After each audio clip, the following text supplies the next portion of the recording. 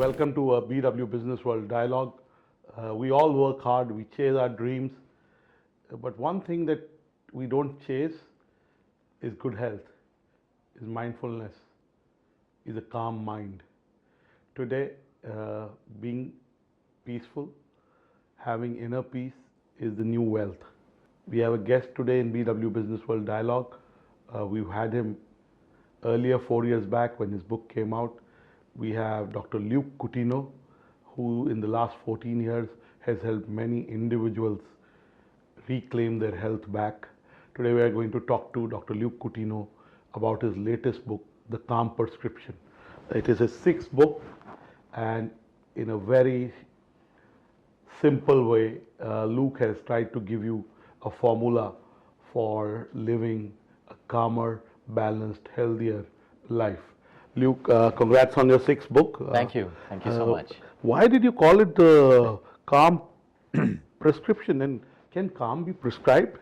Doesn't it exist within you already? I actually got the idea from a couple of our oncologists, and we have a lot of doctors also working within India and the US, one at Stanford as well. And when we keep talking, when we keep meeting, they say, hey, most people today, they need medicine, but they need a prescription of calm. Sometimes we just need to just change your stress. We're fed up of writing medicines. And that's when I got the idea that, hey, it needs to be prescribed. And the reason we wrote this book today is because there's enough of medicine, there's enough of diet plans, there's everything, but people are forgetting that most people are losing their health because it starts us from the main issue of us being constantly stressed. So we figured out, why not prescribe calm, even if someone's taking a medicine, even if someone's taking a statin, a diabetes medicine, chemotherapy, they still need to learn how to calm down in their life, because when we're in a state of calm, that is the ideal state of the human body. So recovery, prevention, healing becomes way, way better than just taking the medicine or the diet plan alone. And that's a natural state of being. What have we lost the calm to? The constantly busy lives, social media, comparison. Yes. We'll come to the book and the panacea to have a calm life. But before that, what do you think is creating the stress? It's everything, like you said. There's a whole list of things. I think the number one thing is social media today, the overload of content, this sense of entitlement that we are in control, because you have everyone trying to teach people that you're in control of everything, but we're not in control of anything in this world. People are trying to control certainty, but the only thing is uncertainty is real, and it'll always be real. Then there's peer pressure. There is status, to maintain a certain status depending on the place that you live in. It's a ton of things. It's human relationships going wrong as well. So I think there are many things that have robbed us of our calm, and then you can immediately correlate this with the statistics of disease around. You can just see today there's a direct correlation of chronically stressed people with almost every possible lifestyle condition, every possible lifestyle disease, a direct correlation, not an indirect one. So all of these things are robbing us of our calm. The cancer numbers in India are alarming. The diabetes numbers are alarming. So clearly there is some correlation between the stressful lives that we are living, and we're constantly busy. Yeah. We have schedules that are back to back. We are not prioritizing sleep. We are not prioritizing meditation. And as you said, genuine, deep relationships matter. Yes. Not the fleeting ones. Now let's come to the book. You've always advocated this harmony between mind, body, and soul. Our ancient texts have prescribed that. Give a sense of, there are 75 various aspects of being calm in the book, but give us the top three, Luke. So there were actually way more, and why did we have to write this? Because people are spoiled for variety today. One of the simplest nutritional changes that people can make, if you go back 20 years ago, we ate the same thing on Monday, Tuesday was different, and our moms cyclically changed our diets. But today people are spoiled for variety. Children growing up want something different for breakfast every day, something different for dinner and lunch. So even though we could have just taken the top three, people will not read it. We had 150, but the publishers couldn't get all 150 in the book, so we kept it to 75. But if we have to take the top three easiest ways to find our calm, one would be inculcating mindfulness. Because we've lost consciousness of everything. In fact, people are not even mindful that they're so busy all the time.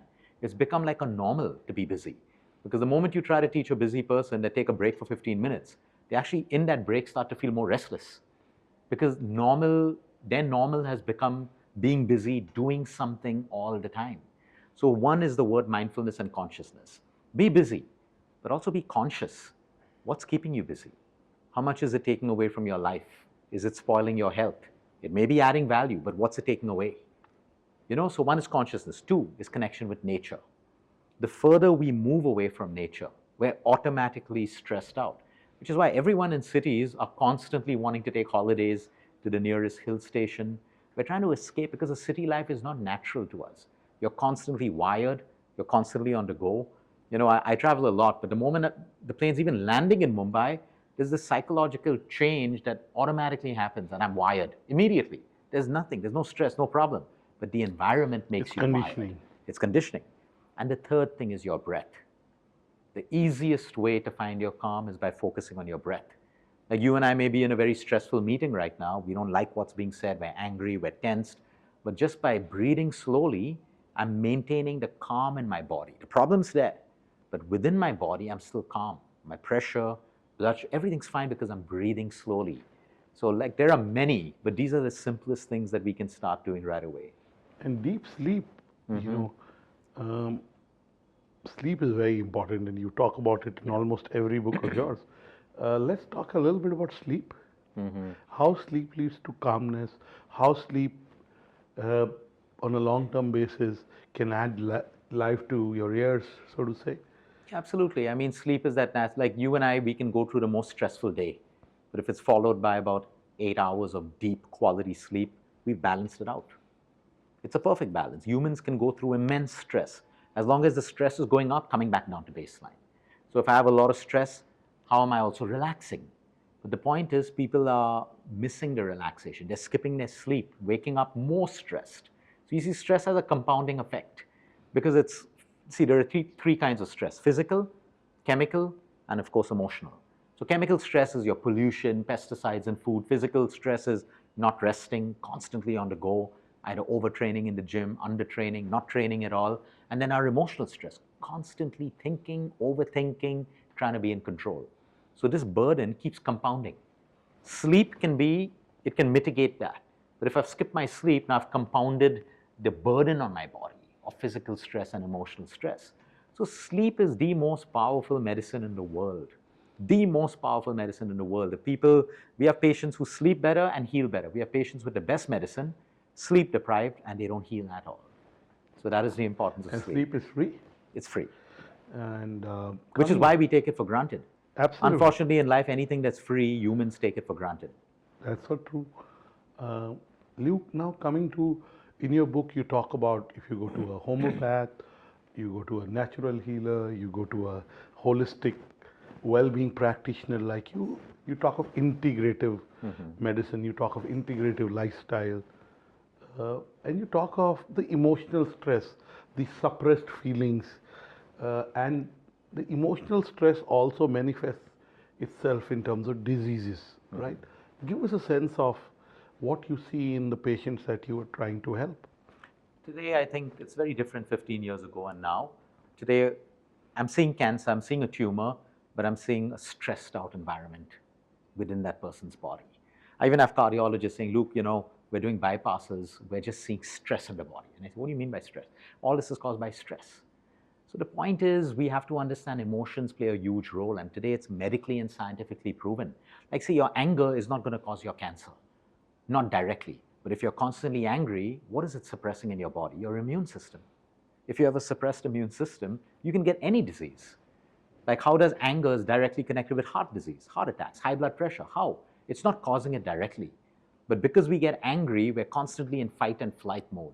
Our pressure is constantly high. Our arteries are becoming stiffer, more constricted. So you see, there's an indirect but almost direct connection with every emotion, resentment, guilt. These are great emotions for us as long as it's not becoming chronic in us. We should go through resentment. We should go through guilt.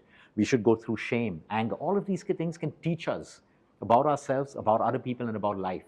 But the moment it becomes the dominating emotion in our body, it's changing the environment within us. So there's a direct correlation.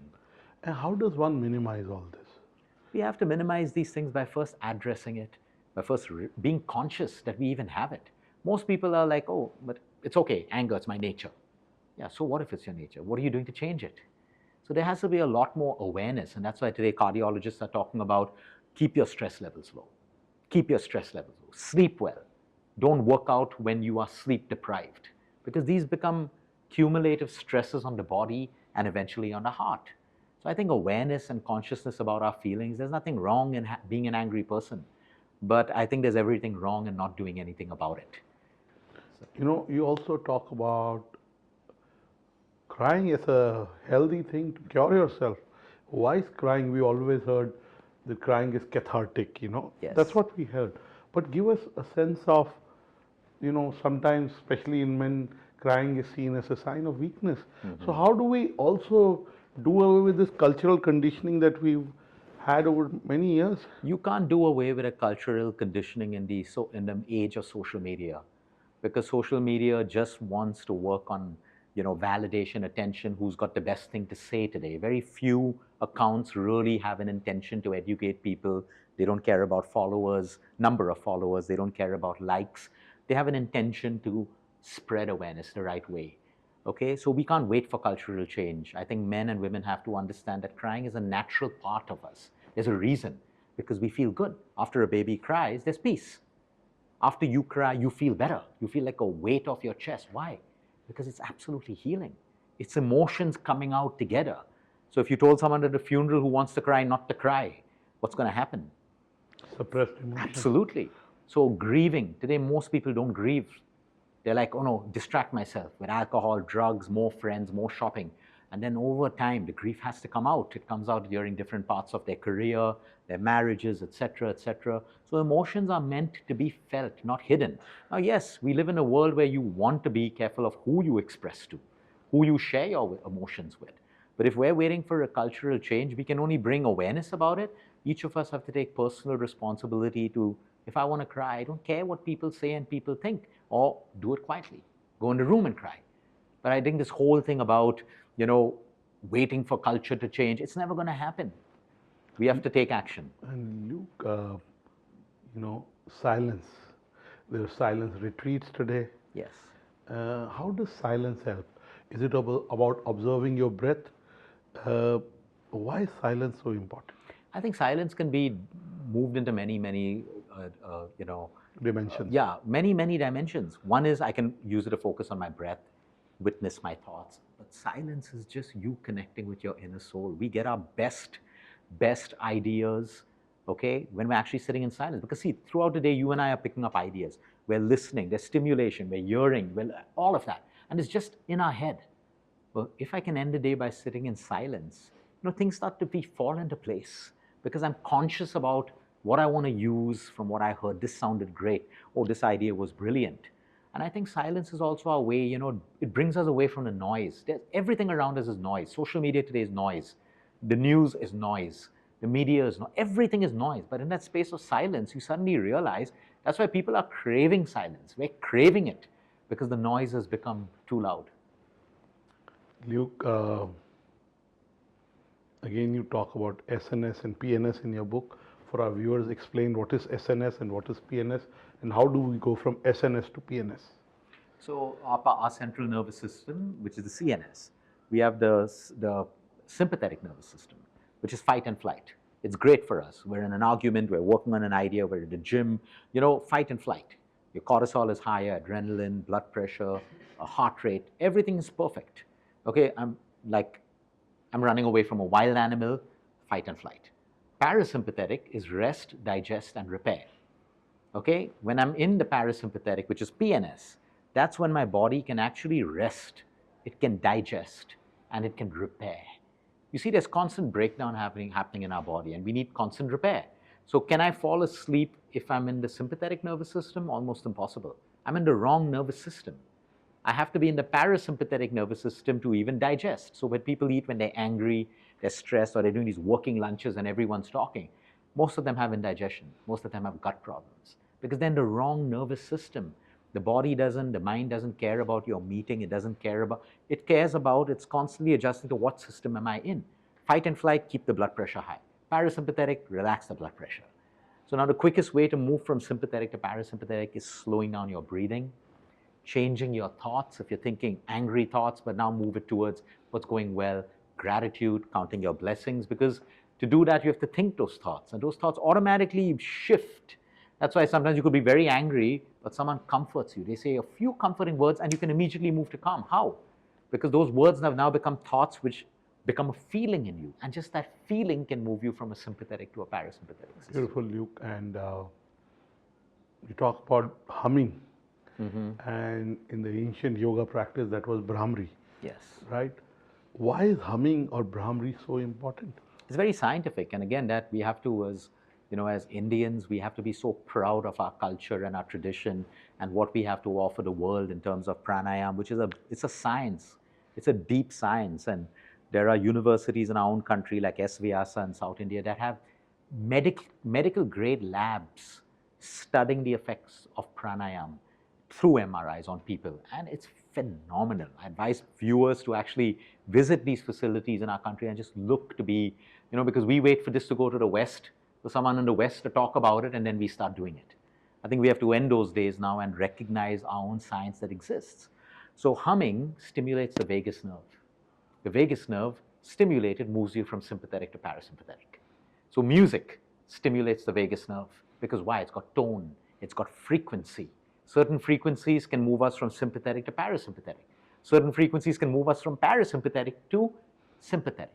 So when you look at Om chanting, when you look at chanting in monasteries, when you look at chanting in churches, certain hymns, you go back into the language of Latin, and all of these things, there were frequencies in everything, a particular tone. Why do some of us like some singers who have a very different tone, and some of us are like, okay? Because we're constantly aligning our frequencies with the frequencies of music and the frequencies of things. Nature has a very different frequency. Nature's got such a healing frequency. That's why the moment you're surrounded in nature, you feel calm automatically. You talk about listening to the humming of the birds. Yeah. You say that heals. That's something we learned through science. We were surprised to know that even listening to birds creates a calming effect in you. Now, most people have to not misunderstand this. People are, look, but I'm not calm. There's problems in my life. No. There can be all the problems in your life, but you can still feel calm. You can still feel calm. Calmness is not about not having problems in life. So that's why most people give up on things on exercises, on tools that make them calm, because they think it should take away their problems. And Luke, you live in a city in Bombay, I live in Delhi. These are cosmopolitan cities. You said they have a certain energy, certain vibe, which is the busy vibe, so to say. How do you make sure, people are going to retreats, but once they come back to the city, they go back to, correct. I'm not generalizing, but tend to go back to their busy lifestyle. So sleep is free, it's easy, breathing, humming. How do we make sure that we are able to create the conditions that we experience in the well-being centers in our homes, in the places that we live? I learned this answer from a heavyweight boxing champion who I happened to meet. We were on a flight together to New York. We spent a lot of time, and he was like, Luke, before we step out in the ring to fight, okay, we have to get into our inner sanctuary. I said, what do you mean by that? Like, you can hear people in the stadium shout, cheer, everything. You can be in the busiest place, but we can all create an inner sanctuary of peace, which means there's noise around, but I can still close my eyes and I can still create my inner peace. That was so powerful, because considering what they say about all of these things, we think that we need to be at a retreat. We need to be only in nature. Of course, that can enhance the feeling, but we can be anywhere. I practice this too when I'm sitting with a patient who's talking about a terrible lifestyle, raped as a young girl, etc., etc. And I'm just maintaining my own peace by focusing on my breath, not getting attached to everything around. Not getting attached. And that's exactly what the boxer told me. I'm not getting attached to anything. The outcome of the fight, what the people are cheering, anything. Just by detaching from everything around you, you have your own inner sanctuary. And I think in a city, we can all create that. We can be surrounded by traffic in our car. But if we choose to attach to what's happening on the outside, we've tuned in. I can tune out by detaching. There's traffic, it's okay, but right now, it's my thoughts and my breath, and I create my own inner peace. Thank you, Luke. Easier said than done, but Practice. we practice. It's Practice makes everything is easier said than done, and that is why the biggest issues of healthcare in our country today and achievement is a lack of human behavior and action. People know everything, but they don't want to put an effort to practice, practice, and practice. Absolutely. Now, Luke, let me also focus in you. How does one meditate? Is there a formula to meditate? Is there a playbook to meditate? Because None. you talk about meditation. So, is meditation sitting in silence and observing your breath, or is it more than that? Meditation could be you're playing football and you're so into the game that the only thing you focus on is football. There are no other thoughts. It's the same with meditation. So what does prayer teach us? You're focused on prayer, so there are no other thoughts. But some people love to complicate meditation, and some people keep it simple. You could just sit with your eyes closed and focus on your breath. You can focus on a mantra. You can look at the sea. I just focus on the sea. The idea is not to stop thoughts. The idea is come back to what you're focusing on. Come back to what you're focusing on. So the breath becomes the easiest thing, because you can, with your eyes closed, you can just follow your inhale, follow your exhale. Just follow it, keep following. A thought comes, okay, come back to the breath, come back to the breath, come back to the breath. That is the simplest way of all of us starting our journey towards meditation. So, clearly, when you talk of mind, body, soul, you talk of positive affirmations, right? That's the mind. And halting negative emotions sometimes. Feeling them, but not dwelling in them too much. How does one visualize positive events? See, it's not possible to stop a negative thought or a fear. It will always come up. It's what you do with it. So I can have a very negative thought that's coming up. Like, let me give you an example. The biggest fear of my cancer patients is it going to come back again? Okay, Luke, I don't want to think this. I'm saying you can't not think this. But every time the thought comes, is my cancer going to come back again? What you do with that thought is important. You change it. So, is my cancer going to come back again? I'm doing the right things. If it comes up, I'm doing the right things. But no, oh no, what's going to happen? You see, we take the negative side. If I have a fear right now, how do I change that? How do I move it to a positive action? Most people lose with the negative point by thinking more and more. But if you have a negative thought right now, like, oh no, I'm scared of a heart attack, immediately, but what actions can I take? Have I worked out? Am I sleeping well? Because if you're not taking an action, you're becoming a victim and slave of your thought, negative or positive. But an action will diffuse the negative thought at that particular point. But most people, like I said, have a lack of action today. They'll go and Google their fear, and now it'll be another fear and another fear. Instead of taking an action, they're fine. What can a cancer patient do? Focus on your medication, focus on your immune system, your lifestyle. That's the only thing you can influence. But if you're not going to take the right actions, the fear is going to become bigger and bigger. Absolutely, Luke. And let me ask you this. You talk about anxiety. A lot of young people have anxiety. Anxiety can stem from the performance at academics. It can be peer pressure in terms of how one looks. It could be other family-related issues. How does one deal with anxiety? First of all, we don't make anxiety a problem, because it isn't. Anxiety is a normal human emotion designed to protect us, right? If we didn't get anxious about something, we wouldn't take an action. Again, it's the same thing. If I'm anxious about something, it is prompting me to take an action. If I'm anxious about my grades, it's prompting me to study. But main anxiety stems from people wanting to be in control of the outcome. I want to be in control of my grade. It's out of your control. It's completely out of your control. The only thing in control is how much you study. I'm anxious about my health. You don't know what can happen. Something can happen even if you're extremely fit to you. But I can only control the actions I can take. But most people today are living in anxiety because they want to be in control of someone, something, or an outcome. People are anxious of the future. Is the future in control? The answer is no. This makes them more anxious because they want to be in control. Now, we can only control our future by planting the right seeds today. How much I want to save, where I want to invest, what I want to study, that's all that is in my control. But is anyone's future in control? The answer is no. So the sooner the younger generation, all of us learn to embrace uncertainty. Because when you embrace uncertainty, then you realize the only thing I can control are the actions I can take. That's the only thing we can control. Nothing else is within our You control. sound like a philosopher, Luke. This is what we learn day to day. Yes. But that's true. What you're saying is absolutely true. We can only focus on what we can do and Yes. what we choose to focus on. Yes. Luke, you've been doing this deeply for 14 plus years. This is your sixth book, The Calm Prescription.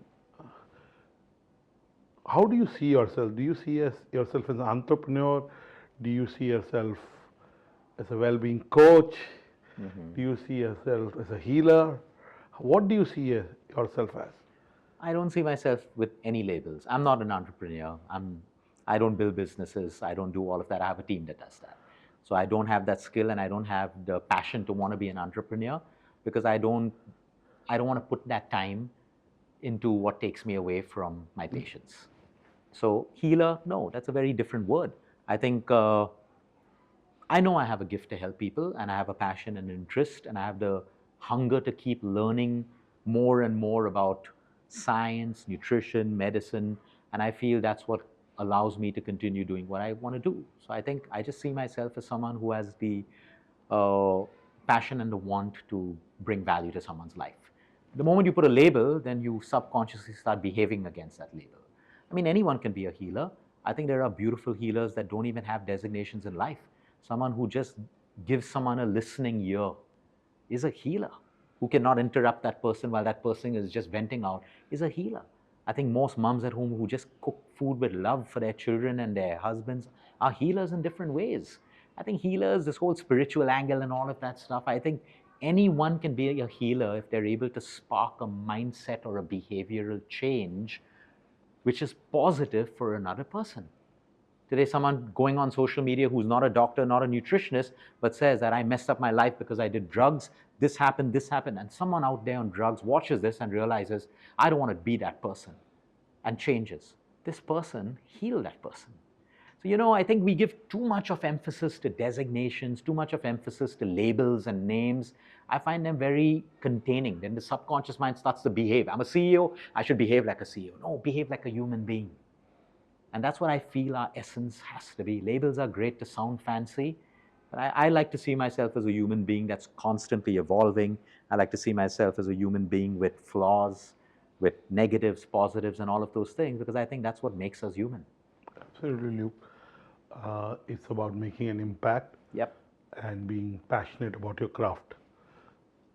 Coming back to the book, The Calm Prescription, you also talk about the fact that relationships are under stress. So one of the way to be calm is to have a relationship or relationships which are genuine and deep. You use the word deep in the book. Give us a sense, is again there a playbook to having deep relationships, or they're God-made? No, I think God's made everything, and it's humans who have gone and spoiled it, right? I mean, if you look at it, there is a divine energy. Some people call it God, whatever it is. And there are also divine rules, like kindness. Most relationships today are collapsing because people don't know how to be kind to one another. We're so self-centered, egoistic, and pride. So much pride. We want to be right. There's disrespect. All of these things which are the perfect ingredients to break up a relationship. Some relationships break up because of whatever, affairs, etc., etc. But today you have the best relationships breaking up because of a difference of opinion. Okay, now the problem is not the difference of opinion. The problem is a lack of acceptance. Why can't we have difference of opinions in a relationship? We're different people. And different our parents upbringings. always had them. Our parents are different. Our upbringing, our schooling is different. The very fact that we don't have the acceptance levels of someone else's changed opinion means that I want to project myself as better than you. So relationships today are also going through stress because every second wife and husband's comparing their wife and husband with another wife and husband on social media or at the party. People have they're outwardly connected. They're no longer inwardly. Most relationships are breaking up today because of a lack of communication. Bigger than that, a lack of understanding. A lack of acceptance. Yeah, all of these things. No one's perfect, but if we can give the gift of understanding to one another, I think a lot of things can change. And the environment has also changed today because we deal with these couples. Before Okay, a couple would fight and they would want to make up because there was nothing else to do. There's like, who cares if we don't make up? I'll go sit in the bar, have a drink, go on social media, watch some porn. There's enough of distractions to want to build or repair something. There's so much of dopamine outside of our relationships that literally today, every couple or every person in a relationship is competing with dopamine more than anything. And that's why you have to be very mature to maintain and build a beautiful relationship today. Thank you, Luke. Again, let me ask you this. How has your practice of last 14 years of making an impact changed you or evolved you? What has been the change in Luke in the last 14 years because of what you preach and practice and you see and you absorb? We all are learning. Of course, anything we do, we learn, but especially because you're dealing with issues that are caused by emotions, emotions are caused by behavior. What has it done to you as a person, Luke? So for me, it's actually made me very eccentric. When I say eccentric, in a way like I don't have time for shallow conversations with people who talk shallow. Because when you're working in this line, you realize how finite time is and how valuable time is. And I'm not judging anyone who loves to have shallow conversations. For me, it's just not fitting into my current life structure. Because for me, my time is the most valuable asset. Where I give my time, who I give my time, what I want to do with that. So people project you as, oh, eccentric. He's become big, doesn't want to talk. No, but if your talk is not going to have impact, for me, I'm searching for impact because in this finite time of life, I can also be just having fun and relax. But for me, more of it is value, impact, because that's what's worked for me. That's what's working for my patients in front of me. Every time a patient's in front of me, the first thing is, how can we make the smallest or the biggest impact? So the whole idea is, I think that changes you as a person, and also I think you start to learn more and more how fake and hypocritical most of society is. And that itself is when you consciously realize that your energies don't align with it anymore. You don't want to be part of things that are not authentic. This doesn't make me a better person than other people. It just makes me choose the path that I want to be on. That's absolutely. It. And Luke, I keep saying this, I don't want to patronize you, but you're very conscientious. In my own interaction with you, you're very sensitive and very conscientious. You were coming to the BW Wellbeing World Festival of Wellbeing, and one of my friends' mother wanted to see you, and I requested you for time, and you made time. You had a busy schedule. You came to the event. You were there in the morning on time. You were there till late night giving awards, being on stage because people wanted to get it from you with our chief guest. So I saw you were tired, you were doing your patients consulting, and so you're very conscientious and sensitive. You may focus on what you want to focus on. You may be meticulous. I won't use the word eccentric. I don't think you're eccentric in my limited understanding. So you're very, very sensitive. Yes, you choose and you're very meticulous. I think that's okay. And you have a way of doing things. Now coming back to the book, you also talk about the fact that we live in urban cities and nature can cure. Yes. Grounding can cure. But as children we are not going into the mud. Mm-hmm. We are, as adults also, we are not doing when, there are certain bacteria that cure you. Yeah. So we are living in concrete, or we are going out for small time to go to those retreats. What can one learn from nature? Sunlight, vitamin D, right? So give us a sense of some things that we can do even in these urban built environments. Thank you for your kind words, firstly. And we don't have too much nature around us. Otherwise the ideal thing would be go to the park, spend time over there. Today, a long time ago, way before COVID, we had inspired people to just buy like an empty container and fill it with organic mud. Both can be bought on Amazon. And just play with it. Just play with it for 15 minutes a day. The amount of testimonials that came in from people of just saying, Luke, this is the most calming thing I'm doing today. So I'm happy you brought this up because I think I need to revive that again. And you would have mud between your fingernails. That's great bacteria for your gut. Because let's be honest, in an urban city, we don't have our own gardens. We don't have but just children playing with mud in a box for 5 to 10 minutes a day was beautiful. Now the other way, since we can't, let's talk about my example. I'm in Bombay. When I'm in Goa, I don't have an issue with nature. But every morning when I wake up, the first thing I'll do before phones are on, I will step out on the balcony and connect with natural light. 15 minutes. That natural light or sunlight, whatever it is, Even if it's cloudy, the sun is still there. It's just behind the clouds. That natural light is information to every one of your genes and trillions of cells. It is so powerful. And in the evening, if we have the luxury to make 15 minutes when the sun is setting, and you can just step out and get that natural light on your skin and in your eyes, no sunglasses. It's magic. And then we have to build our lives in such a way that maybe on the weekend, maybe twice a month, go out to some hill station where you're immersing yourself in nature, plan more holidays. If you can see, this is the best we can do. This is the best we can do. For people living in nature, I won't say they have it better off, because now when I go to Goa, I don't see people out anymore. They're always inside on their phones and iPads and stuff, even though they have nature. So we may have nature, we may not have it, but again, it comes down to human behavior. Are we using it?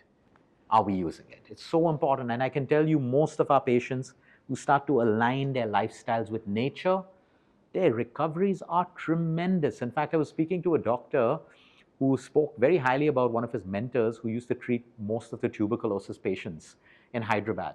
This doctor every morning would have the help wheel out 40, 50, 80, 100 patients onto the terrace under the sunlight. That was his first step of treatment for tuberculosis years and years ago. It was medically studied to be super effective for the immune system and tuberculosis. But hey, guess what? Even though it's there in medical literature, who's using it today? So we have to revive these things. We have to understand, nature is natural to us. It's unnatural not to be in nature. It's unnatural not to be in natural light and just under LEDs all the time. So, yeah. And Luke, because you talk of that, all these resources are available to naturally to us. Yeah. Sleep, sunlight, observing breath, the good bacteria from soil, Yes. from the mud. We rely too much on medicines. We pop medicines for everything. We pop supplements for everything. Is the big pharma failing us? I think the big pharmas have a role. Modern medicine and allopathy has a role in failing us. So does Ayurveda, so does nutrition. I'll tell you why. The biggest issue right now is everything is fragmented. Every system of medicine is fighting against one another. Today you have holistic healers, nutritionists saying, don't eat meat. Meat is bad, meat is this. You'll have people, you don't get to decide these things. Your job is to heal someone. Your job is to enable that they don't get sick again. Your job is to give a medicine and also tell a patient, change your lifestyle if you really care for your patient. Because every medical doctor knows that a medicine only treats the symptom. The simplest thing, take a medicine. I respect medicine, but I also respect someone telling the patient, sleep better, eat better. And today you have nutritionists telling patients who are seriously sick, don't take your medicine, my food will solve it. And these patients go with near-end kidney failure, their diabetes gets worse, their high blood pressure. Instead of being responsible enough to say, I'll put you on the best food plan, but don't stop your medication. If you start getting better, your doctor will reduce your medication. So it's not just one system. The pharmas will create, it's a business. They have also created drugs that can save lives, that can take away pain. But at the end of the day, it's all about the profits. We all know that. Everyone knows that. Everyone. But the point is, it's up to us humans to realize that we become business for the farmers when we don't look after our health. When we don't look after our health. 2 days ago, I had severe back pain. I was grateful that there's something called a painkiller, because I could take it and get on a flight and go and meet my patients.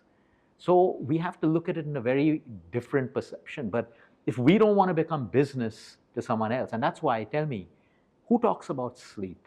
Because you can't make money out of this. Who talks about emotional health? Can't make money. But wherever there's a drug involved, people will talk about it because that's where the money is. Mm-hmm.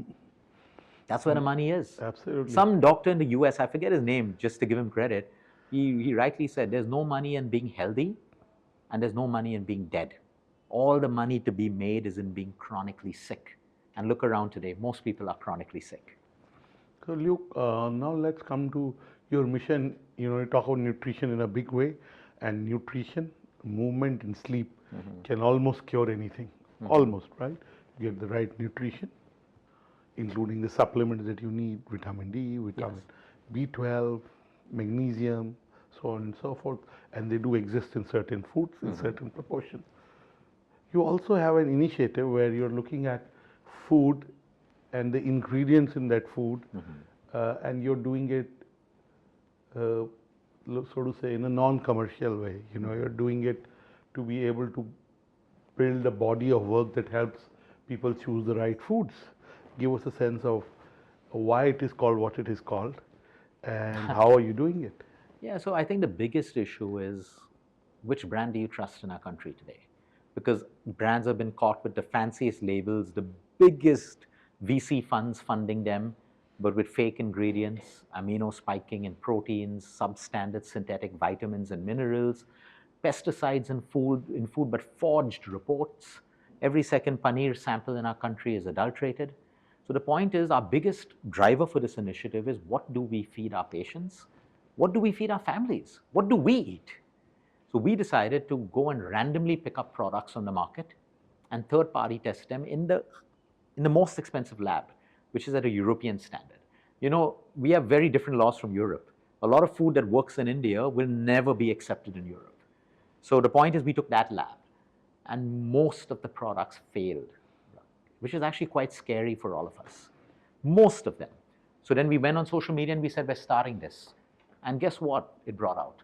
The honest brands came to us saying, Luke, we want your certification. Test any of our products. Because we're fed up of the brands who are doing non-ethical work, but because they have VC funds and marketing and big budgets, they're drowning us. We're doing ethical work. And why did you name it what you named? We called it the pink tiger because we just felt like, you know, it doesn't exist. Yeah, it doesn't exist, and there's a tiger constantly looking at brands now. Now brands are scared. Why is pink? We took pink because it's a color that goes with health. You know, we just felt The it was pink a of your softer, health. yes. And the pink of your health and tiger who's on the prowl. Yeah, we want an authority. We do have an authority, FSSAI. They have their own issues, and when I say issues, not in a negative way, people are constantly trying to trick the FSSAI. They're finding loopholes. The FSSAI puts a law, they're trying to find a loophole to get through it. So the whole point is we've taken up a mission that we want to leave every Indian citizen with the 5 cleanest brands when it comes to masalas, magnesiums, whey proteins, rice, dal, whatever. And we're slowly building it up. We've already found so many products, ethical founders coming to us and saying, test my product. You know, and we like that, but other brands are getting scared. But the thing that we're not doing, which we don't know is the right thing or wrong, we're not publishing the brands who have failed miserably. Because we don't want to be seen in that space of tearing down brands. Today, the easiest way to build yourself on social media is tear down brands. Tear down anyone. Tear down people. Yeah. And you know, you get everyone to watch because unfortunately, when I spoke about shallowness, you know, what are people following today? Cheap entertainment. They want to see people fail. Anyone who's toned down a brand becomes a hero. And I don't have a problem with that if your intention is right. Today, if we publish the brands that have failed miserably, there will be chaos in the country. There will be fear, and genuine fear, because these are things that we're eating every single day. So we want to work backwards with a reverse psychology that if brands are not coming to us to test, what's wrong with them? And we want people to think that way. Like, why aren't you testing? And people have already started doing that. They're tagging brands and saying, why don't you have the Pink Tiger certification? So we're doing a reverse kind of a thing, hoping that this solves the problem, because we don't want to get into this chaos and fear and stuff like that. There's enough of fear right now. So that's our intention of this project. Luke, over the last 4.5 years, I have interacted with you multiple times. I've seen you at conferences. I've talked to you off camera. And you use the word that you're evolving, learning. You're a very curious person about the domain that you're trying to make an impact, because there are new discoveries. There's so much wisdom to learn from. So I want to ask you, who are people that you look up to? Who are people you've learned from? Authorities, because you talk of integrated approach, you know. So whether you talk to oncologists, you talk to people who are maybe yoga practitioners, people who help people meditate, Buddhist monks. Where does your inspiration and knowledge come from? I think I've always had a curious mind, and so people's talent, you know, which makes me curious. I mean, talent can come from someone with a Harvard or a Yale, you know, degree, and talent can also come from someone sitting in a village who has understood life so beautifully without any certifications. I mean, not medicine and stuff, and they've just taught you a lesson that is so real. So my mind is always attracted towards people who think differently and uniquely. My mind is always attracted to people who don't believe in just linear. They believe in randomness. You had presented me a book called Fluke. I loved that book because every part of my mind agreed with randomness. There is so much of wisdom in randomness, but the mind is always looking for, oh, X equals Y. This should be this should be that. If this patient took chemo, the tumor should break. But it's not. It's not. So that keeps me inspired at what are we missing? Because if we put ourselves in linear boxes of rigid thinking, we never really use the power of our mind to expand outside of that and find out what else is there. I'm always looking for what else is there? What else is there? And I think because you've aligned your mind with that frequency, you automatically come across people who think like that and who you can learn from, who are not thinking cookie cutter approach, who are not afraid to think beyond what they learned, beyond what even spirituality teaches us, that these are the fundamentals. Now you take the fundamentals and expand your mind. So enlightenment is a very misunderstood concept. People think enlightenment is that pure peace. No, enlightenment is the ability for us to open our minds to and absorb as much as we can and then learn what to take, and you're already enlightened. But people think, no, you have to sit under a tree, detach from everything, and you'll be enlightened. But it's a very wrong spiritual understanding of enlightenment. So I think these are the things that keep me going, basically. Luke, I read your book, which you co-authored with a patient and who's in the Middle East, and it was called The Magic of Dry Fasting. Yeah. The reason I'm asking is every 6 months to 12 months, there are new concepts that come up, new ideas, and sometimes they're at loggerheads with old ideas, right? You can call it evolution, you can call it new evidence, whatever you want to call it. But give us, you already at the start gave us 3 timeless tools, so to say, but give us 3 more ideas, like, everyone talks about intermittent fasting. I mean, the practitioners of Jain Dharma ate food before sunset, which was scientific. They then would ask for those who ate the food to go to the temple, do a certain kind of asanas, because it would bend the body, Correct. So there was a lot of science in I'm used Jainism as an example. Give us 3 things that you have changed your mind on. See, I've not changed my mind on anything. I've just changed the degree of thinking around it. Like, fasting is not everyone's medicine. Some people do very well on fasting. Some people, fasting messes up their hormones. But if you come back to the science, like if you look at Jainism, like the simplest fast is stop eating after the sun sets and eat only after the sun rises. That 12 hours of fasting is aligned with your circadian rhythm, and it can beat any 18-hour fast done at any time, 16-hour fast done at any time. Today, people are not fasting. They're fitting into a model. One day they start fasting at 1 a.m. in the morning. One day they start fasting at 9 p.m. One day they start fasting at 10 p.m. That's not fasting. You're just delaying your meals and putting longer things. So if you go back, I've really changed my mind on the way things have been presented to us, because we can also question so many previous results. Like the other day I went on social media and I actually confessed to the fact that we learned in nutrition school that you should always have fruits on an empty stomach. And I would go home and fight with my dad that, Dad, stop eating a fruit after your meal. And he would listen and still eat it. Okay? And we were all taught these things. Today, when we've gone deeper into the science, we have understood the wisdom of our ancestors. Why eating a fruit after a meal is actually healthy for you. It cuts down your sweet cravings and everything else, and it doesn't cause any problem to your digestive system. So I went on social media and I said, hey, we learned this. Today I'm unlearning and teaching you what the actual science says. That our parents, after your meal, our parents were right for many things. I grew up. And for many things, our parents were also wrong because they had limited knowledge. But I think keeping a mind open to learning and unlearning is required, because today we have access to more science. We have access to more minds thinking, which you didn't have 10 to 15 years ago. So anyone who has decided that their knowledge is enough is a huge problem. Luke, if I talk to you 12 months from now, would there be another book? What would you like to accomplish in the next 6, 12 months? I don't really have a goal. I'm a fan of flowing with life. Yeah, we do have an offer to write 3 more books with Penguin. So I don't know the idea. I'll let it come to me. So till then, it's my patience. That's okay. It. Yeah. And how do you get your calm? Oh, it's not like I'm always calm, but I found my ways. Like for me, my non-negotiable is 8 hours of sleep. Non-negotiable. Non-negotiable is connection with nature. Morning sunlight, evening sunset, if I can get it. Non-negotiable is my exercise time, my meditation. So these are my non-negotiables. That's it. Fantastic, Luke. Thank you for Thank you talking so to much. BW Business World and BW Wellbeing World. Pick up Luke Coutinho's The Calm Prescription. Follow him, and I'm sure you'll be able to live a calmer and a healthier life. Thank you. God bless you.